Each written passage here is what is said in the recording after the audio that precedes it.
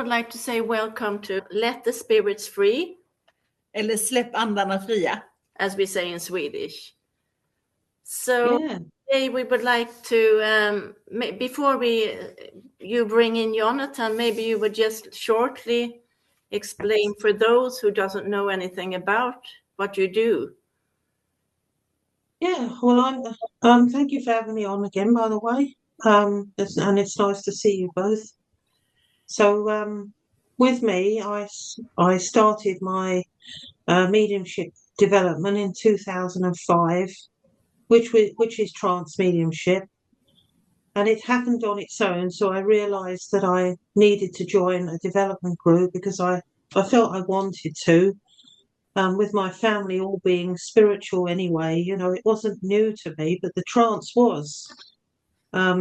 Because my father didn't speak to me very much about it. It kind of got put to the back of the cupboard, so to speak, and he didn't really tell me much about it, although he was a very good medium, a physical phenomena medium.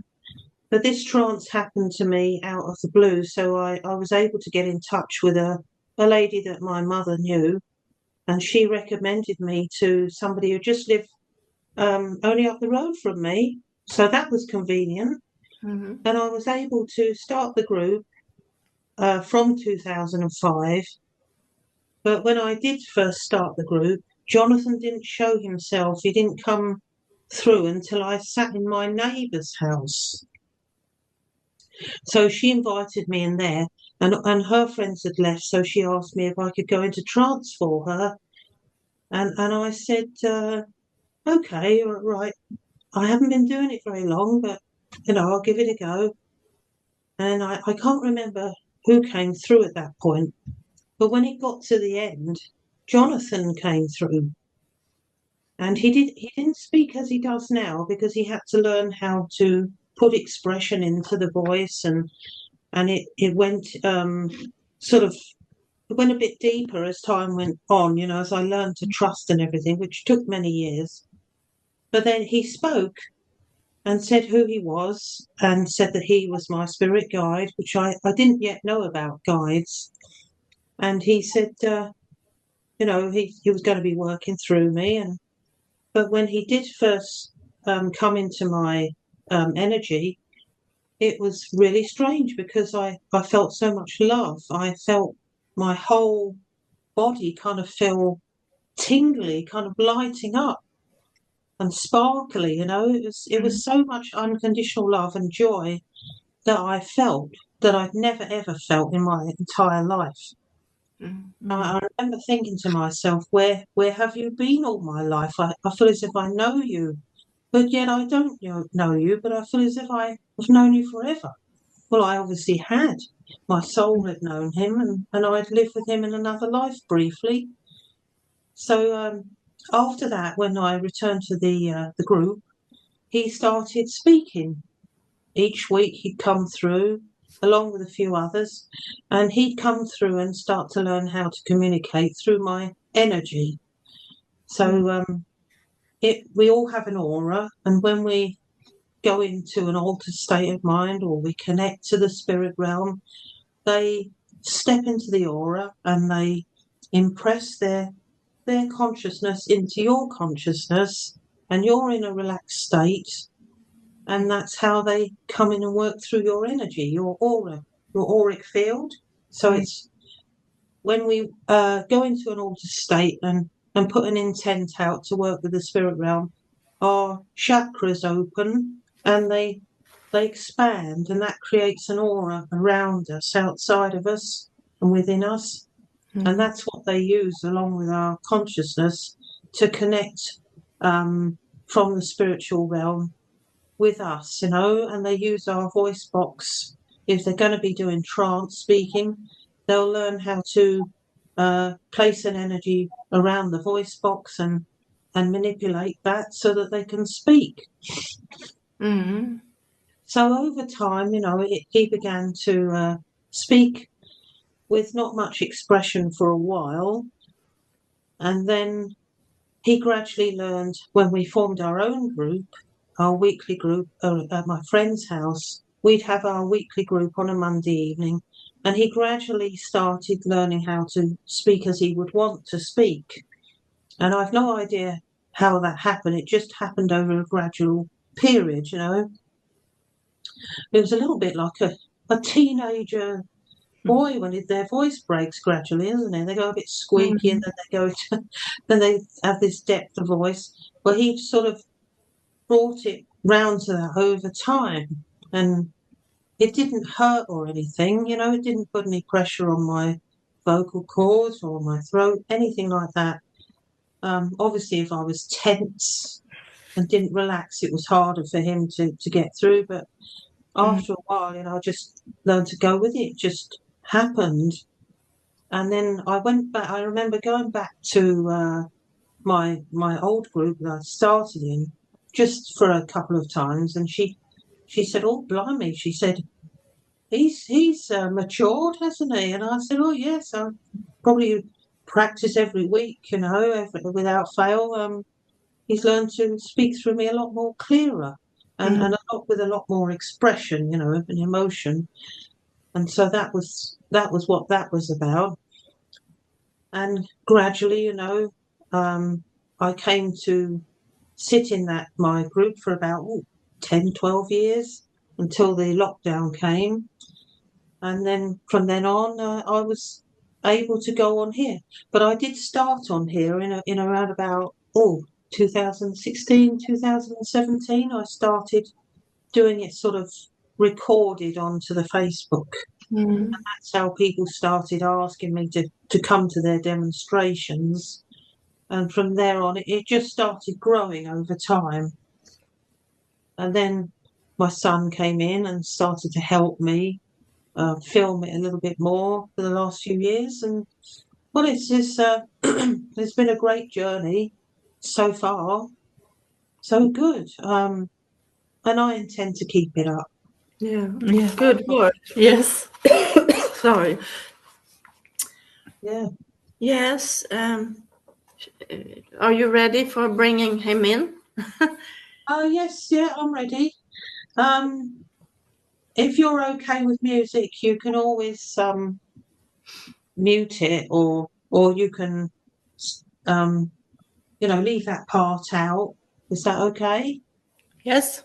Yeah. What part do you mean? No. That's okay. Yeah. I've got Yeah. No, we don't understand. copyright and everything else, you know, with music. But it does help me to relax and go into it. Mm. Okay. Check the volume. Don't want it too loud. Kan vi muta? Kan vi muta nu? Vadå muta? Alltså, nej.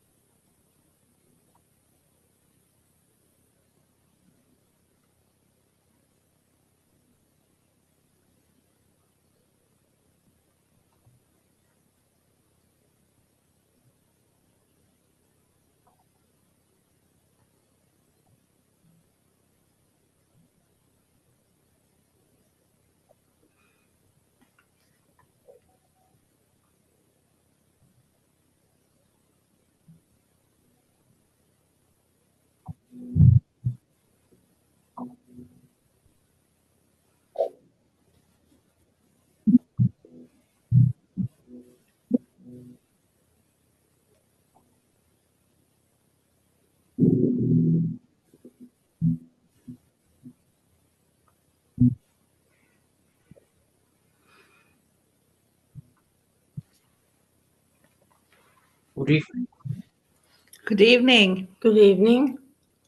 I am happy to join you. Thank you. Thank you. Well, we have some questions for you this evening. It is my pleasure to answer them for you. Yes. Do you want to start immediately, or have you anything you want to say before? Well, it is my pleasure to join you, of course, and I do like to come and speak to the people of the earth about the heavenly realms and about how you can connect with us, all sorts of subjects that our souls come to tell you about. But yes, I would love to invite your questions, and that would be wonderful. Yes. So I will begin with my question, and it's if you could give us some hope here on Earth. It's like two questions in one. If you could give the people on Earth some hope now in this time where everything is so, I don't know, tumult, or what do you say? Dark. And dark. And you have also spoken about 1,000 years of peace, if I don't remind wrong. Yes, I do believe that the world, the people of the world are not always going to be positive. As you know, there have been things over time. Even in my time, there were negative things going on, but not necessarily as much as it is today. So I believe that, with the worldly awakening in earthly terms of awakening and revealing of truth, and the spiritual awakening in many realizing who they are and where they come from, and how to love themselves and to let go of what is no longer necessary to hold on to. So what I would say here is it's like I would like to say that if you put something carbonated into a glass, it fizzes, doesn't it? When you pour it in, the bubbles come to the surface and burst, and eventually it calms down. If you leave it, and you leave it for a number of hours, all of the bubbles come away from it, and all of that energy that was rising up to the surface dies down and goes flat. So that, that's when it's at its most peaceful, because it's not fizzing up, and it's a little bit sort of like a symbolic explanation of what it is like at the moment with the energy. You're pouring the energy in, but you're pouring energy in that is so fizzing up that it is coming to the surface and revealing itself, you see? So it is all of the truth of the earth within the people and around the people is what is happening. So what you are doing is you are facing your emotions, your fears. You are facing all of that, and some will want to let it go, some will gladly let it go or leave it in the past. Others will face their fears and be afraid of it and not want to let it go, or do not know how to let it go. And so therefore, the earthly truths and the spiritual truths are alongside each other. It's a little bit like a railway track, isn't it? When you've got both alongside each other, and if you're on the right track, then you're going to find yourself. You're going to learn how to love yourself, and it will bring peace within many, because they will begin to realize that this life is only very fleeting, and that they would rather experience joy, happiness, and peace than they would a feeling of holding fear and unnecessary emotion inside. But they also have fear outside of themselves with the things that are going on. They also have fear that there are, certain situations where there have been terrible things taking place. And of course, that has put fear within the people. So I do believe that in the end, that will be dealt with, because the energy of the universe is going to change, and that will affect the Earth, that will affect the whole entirety of the planets, even the ones that are not dwelled upon. It will affect the Earth, the energy of the Earth, and may bring about a time of peace. So therefore it will take time, simply because there's a lot of it to be revealed. And unfortunately, not all of it is very nice. But once it settles down and things are sorted out, and people are fighting for their freedom, then you will find that it will bring more peace to the people.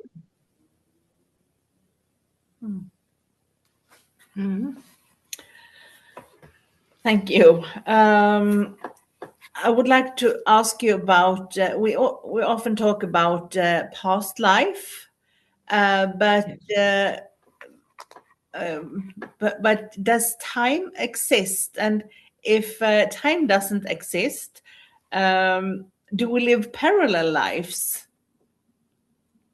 Well, I would say time was created in the beginning, but the clock was created by the people. So therefore you had the sundial, didn't you? And if you look at Stonehenge, that's sort of assisting with time, isn't it? Because as the sun moves around it, it casts a shadow on each one of them as it moves around. And when it gets to the top end, I would say that it would say, well, it was pointing to the universe and pointing to the midnight sky. So what you could say here is anything that forms a circular motion is of existence of the universe and night and day. So it is like a dial that goes around and reaches the same point that it left from. And so the sundial was a clock that was invented. It didn't have any numbers. It wasn't particularly with the Roman numerals coming around that these clocks with numbers were placed upon the walls and having numbers upon them which counted minutes, hours, and seconds. So therefore, that had been invented over time to have a realization of how many seconds and minutes and hours are in a day, which they had worked out. So these clocks were placed there with Roman numerals on them, weren't they? You know, from hundreds of years ago. So yes, time has been explained as Roman numerals, which are numbers, and they have been explained in calendar form with the Mayans, that sort of thing, and the Egyptians. You know, you look to their pyramids. Of course, the sun would be cast upon certain sides of those pyramids at certain points of the day or night. There would be light cast by the moonlight if it was there. There would be darkness cast upon the other side. So you see, that was a form of time that they could relate to. They didn't have so much clocks like you have, because they would have thought to themselves, well, we're relying on this. So the sundial, these circular statues type rocks that are going in a circular motion depicted time. And so therefore you have come to see time as a number, but time is something of a movement of the universe, the planets, the sun, and so on and so forth. That is what it is. But if you spell time backwards, you get the word emit. Yeah. And time is emitted. So you see, what I would say to you is it has always existed, but it is only progression. You have made it into numbers, and numbers add up to something because they create a preciseness of something. Minutes, seconds, hours create precise numbers. So therefore, everything is sort of a mathematical precision of time, isn't it? Seen by the humans as a mathematical thing. Whereas we see time, we do not have to be anywhere or everywhere at a certain time, but just know when you call upon us, we will be there. But there is no existence of time because you are always going to be in the moment. Time is a moment, a fragmented moment that turn into the past in 1 millisecond. A fraction of a second, a word that you say becomes a past tense. So that is what the real time is, the moment that you are in. And there are several fragments of moments that are broken up into several trillions of past tense moments, of words that you have said, movements, actions, conversations that you have taken part in becomes past tense in an instant. So that sort of explains time, doesn't it? But Yes. it does not exist as a clock in our realm because it's the moment that you're in. Yeah. And if you were to say, well, I don't want to look at time anymore. I only look at time because I see night and day, perhaps a time I would want to go retiring to my bed or getting up in the morning. I have a certain time that I would like to get up, or I have to go to my employment. I have to be there by a certain time of day or night, so therefore you're relying on that time to make the world work. And that's how it goes. You fit so much into a day, you fit so much rest into the night. Most of you will rely on replenishing yourselves in the night time. That's time that you choose to rest. And some people choose to rest in the day, but it all depends on what they're doing. But your body associates with that because it has become over these many years and millenniums of time as time to adapt to that. And that's all it's ever known, is a number on a clock, so to speak, or a dial. I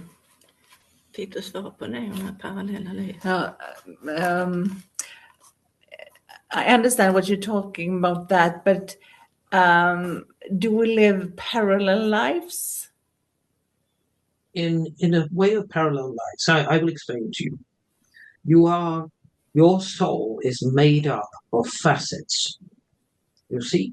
And because the universe is absolutely infinite, massive, and becoming more and more expansive, then there are other planets within the universe that you do not even know about that can be resided upon by other facets of yourself. So therefore there could be another you living in another parallel universe. Do you see what I mean? Yeah. There could be a facet of you that is learning and coming back to the other facets of the oneness and the completeness that is also learning in another form as another human or whatever, however they live, you see. So therefore, it could be an advanced, more advanced facet of you that is living in another existence in the parallel universe. The parallel universe is multiverse. Thank you. Yes. So when all of your facets return to the oneness, then you no longer will need to incarnate anywhere. You will come home after all of those lives. Okay. So that doesn't happen at the same time. So well, time is fragmented. Yes, that person could be living in a state of nighttime. That fragment of you, that facet of you, could be doing something whilst you are doing something. Okay. That's fascinating, isn't it? Yes, it is. Yes, well, then I have a question about aliens. They are speaking a lot about them in this time. So, could you tell us a little bit about them and what their mission is? Will they show themselves more to Earth people? Well, there are the real beings that come from other places. And of course, there are the ones that they show you. So that the ones that they show you are not always real. But the ones that are real are the ones that sort of admire you from a distance, so to speak. So that, people say that they have been abducted by aliens. Well, yes, they can enter just like we can connect with your consciousness, so can these beings. they live in existence, and they say that they live under these oceans and things of that nature. Well, if they were going to live above land in your atmosphere, then of course their atmosphere on their planets would be absolutely different to yours, so they wouldn't survive. They would have to create some way of adapting to the atmosphere in order for them to survive, probably for a short period of time. So therefore, you say they were walking amongst you, and if they were going to take on a human form, they would have to create that. They would have to be able to survive within that sort of human-looking state, wouldn't they? But, you are not the only ones in this universe. It's so massive.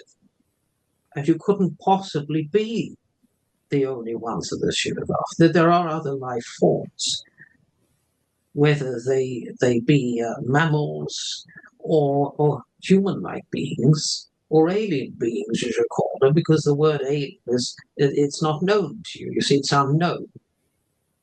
And of course, people fear the unknown and think, well, are these other life forms having terrible intentions towards us? Well, others could create fear to make you think that they were having bad intentions, but maybe they are helping you to further tune into your higher self and your power within. So there is good and negative in everything, isn't there? Yes, well, thank you. Thank you. Yes. I would like to ask you about, do we have a life plan when we arrive to the Earth? We choose our parents and choose what is going to happen to us? We choose difficulties to experience and things like that. Yes, certainly. Every twist, every turn, every decision, every change of mind, every action, every emotion is planned. And the reason why I say that is if you were to go to a medium and they would say to you, well, this is going to happen in your future. And then time goes by and it does happen. And it turns out the way that the medium had said, they are tuning into your life plan. They're tuning into your consciousness, and they're knowing about what's going to happen in your life. So therefore, it was to come true. So you go back and say, well, that has come true. Well, if you had not planned your life before you come here, as a soul in heaven, you plan the life. If you had not planned any life, how would that medium know what the life plan was? How would that medium know what was going to happen in the future, and then it happened? You see, so that shows you, that is absolute proof that the soul plans its life before it comes here. And it plans it with plenty of other souls that are within that soul group, whether you have brief meetings or whether you are in a family unit, you see. Okay. Thank you. Then we would like to know a little bit about the leprechauns and the gnomes, if I pronounce them correct. If they live like, do they live like we do?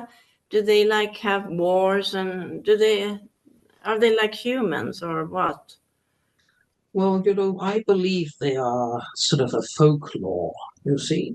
They're like a folklore. They're a sort of something that has been brought to life by the human in many, many stories about folklore and things. And of course, they're very sweet and seen as like humans, but seemingly small, you see. So they sort of hide away, and you would put them as ornaments in your garden. So there's sort of they're not real things, so to speak. They are things that have been created over time and made into stories. But if you look at the fairies, they are sort of the essence of nature. So they're sort of the mystery of nature, aren't they? The sort of soul of nature showing itself to you if you were to see it. the spark of nature. It's nature's soul showing itself to you as a beautiful, perhaps a little fairy-like energy, or even a light, so to speak, a spark of light. So that's where they put folklore into that and brought them to life as little winged creatures, like sort of miniature angels, so to speak. And they've given it to the children to sort of spark their innocent smiles and their adventurous minds. Yes, but I remember you said once that my cat could see leprechauns. Oh, yes. Well, they are the essence of nature, the soul of nature showing it. And they are green, aren't they? You see, so therefore they can see the spirit of the nature. The trees have souls, and they're showing you their souls by showing you leprechauns and things. So I don't quite understand. So do they exist or do they not? It is the spirit, the soul of nature. That's what it is. Mm. And it could show itself to you in many ways. People have seen faces appear in trees, haven't they? Mm-hmm. It's the soul of the tree showing itself to you. So the essence of nature is showing itself to you as something of wonderful and adventurous and mystical. It's what it is. Mm. But I know that they can move things. Because you remember I had you about a watch? Yes. So it was one of those who had moved it. Well, sometimes you will get creatures of the night that move things. They are inquisitive and they nudge them and poke them about and see what they are. They're inquisitive little creatures, and they want to see what it is. They become curious. So sometimes creatures that are nocturnal will see something in your garden or whatever they are going to see. They want to play about with it. They want to move it and nudge it with their noses. So that's what I say to you. But in the way of leprechauns and things of that nature, it's the magic of nature. It's the soul of nature, the essence of it. Then we understand. Yeah. Yes. I would like to ask you about affirmations, because if everything is planned, does affirmations work? And can you affirm, or is it already planned, your affirmations too?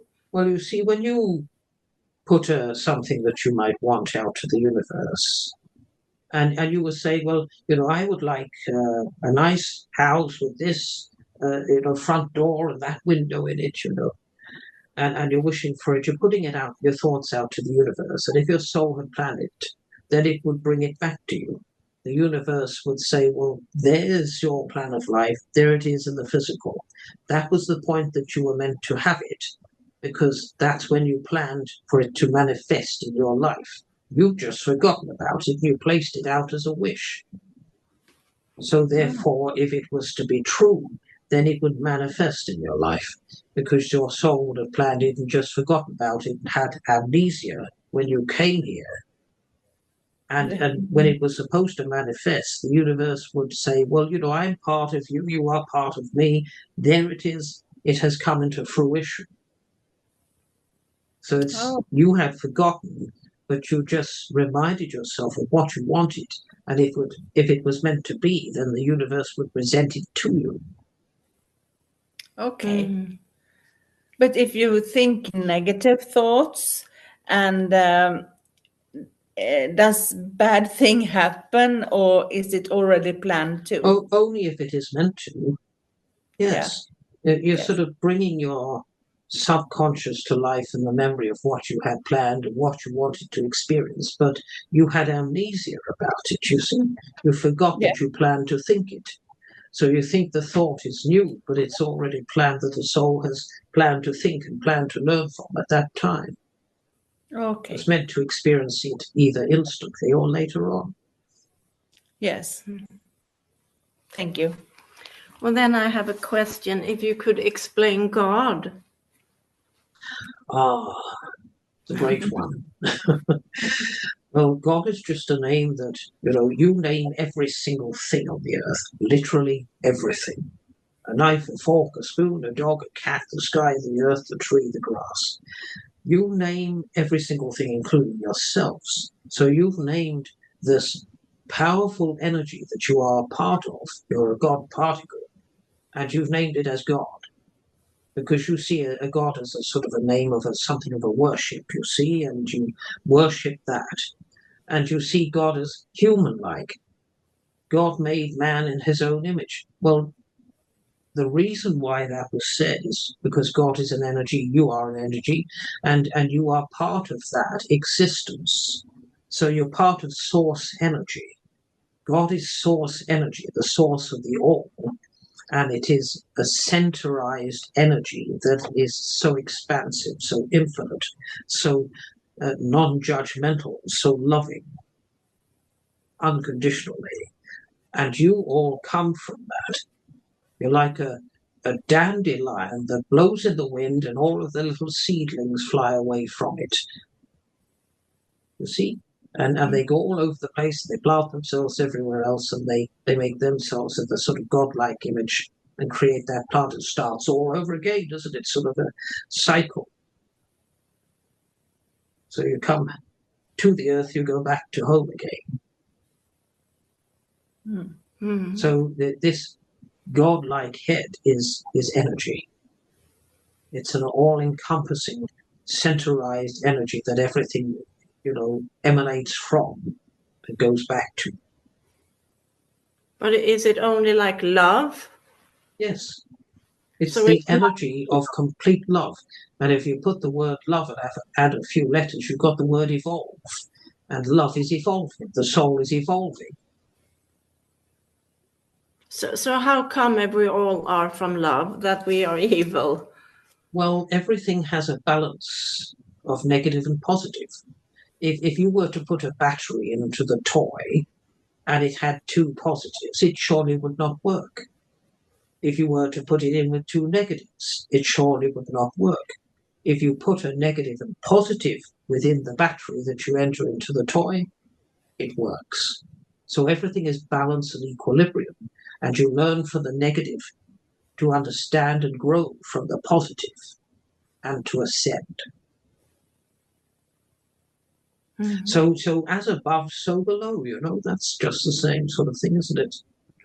Water, land, sky, earth, everything has an opposite. Everything, literally, everything has an opposite, a polarity, so to speak. But there you are now is only love. Oh, yes. There is so much love, it is immeasurable. So there is no negative. There isn't. No. Not where I am, no.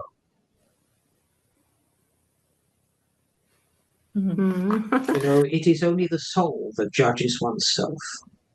No God will judge you. No God will reject you, because that centerized energy only exists as positive and love. Whereas you have existed in the polarity of negative and positive, and you have returned home to see what that was all about, what you had learned from the experience of it. Not because you were bored sitting upon clouds in heaven and thought, well, I'll just go and have a physical life with something to do. No, it doesn't work like that. It's the negative and positive polarity. So therefore you experience both. And you experience that in human form also. And then you go back to this unconditional love state. So your soul will judge itself by having a life review. It will see what it has given in the way of love and what it has received in the way of love, and vice versa, negativity too. Mm-hmm. So what was material becomes nothing. It is just a requirement in the physical realm. You cannot take that with you. So that has no requirement to be upset over. It is about the love that you gave and received, and about the negativity you gave and received, and what you learn from it.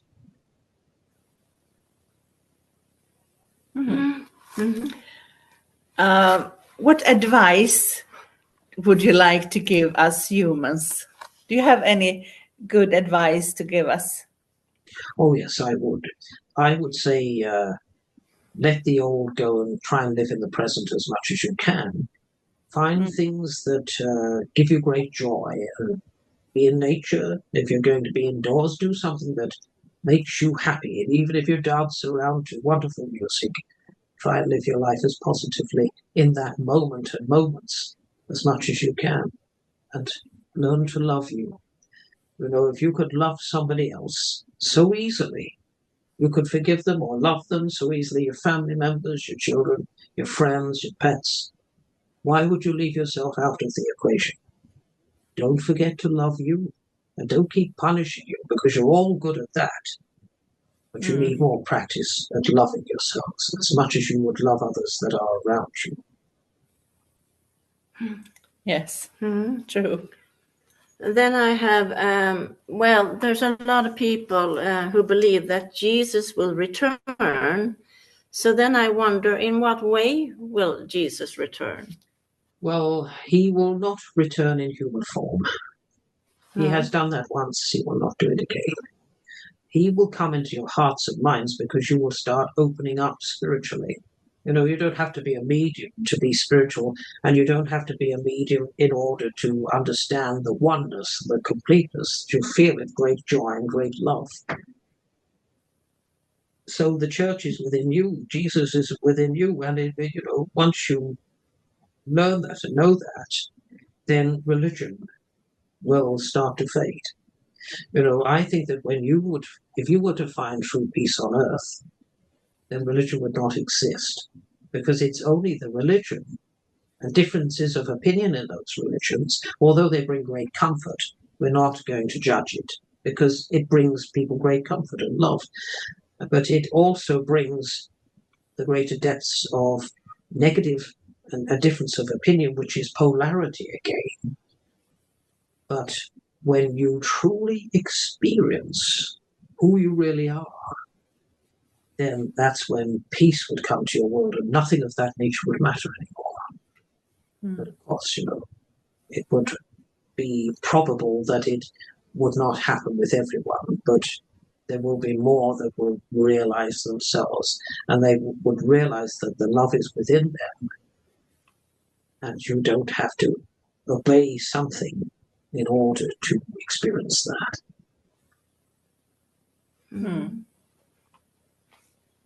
No, we're doing like this, see, Jonathan. We're going to cut later on in this video because we have. Yes. But we have two own questions, but we would like to thank you for all these questions. Thank you. Yeah. But we have two more, but it's not for you are welcome to us then. Yeah, if you can answer them. Most certainly. You are very welcome.